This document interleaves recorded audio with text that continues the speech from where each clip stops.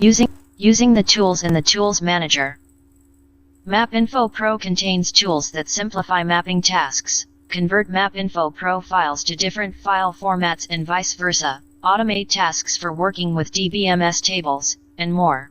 The Tools Manager helps you run and manage these many utilities easily. MapInfo Pro 17.0.1 MapInfo Pro Help 42. Getting started. Use the Tool Manger to run, add, edit, or remove tools from MapInfo Pro. You can also configure a tool to run automatically upon startup. If you performed a custom installation, you may have elected to not install the tools. In this case, when you open the Tools Manager, the list box will be empty. On the Home tab, in the Tools group, click Tool Extensions. For a list of available tools and for information about using the tools in MapInfo Pro, see Working with MapInfo Pro Tools in the MapInfo Pro MapInfo Pro Productivity Aids Guide. Map Basic available free of charge on the web.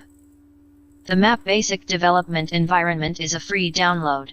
To get your copy, follow the product download link on http://www.pitneybos.com/us/location-intelligence/geographic-information-systems/mapinfopro.io.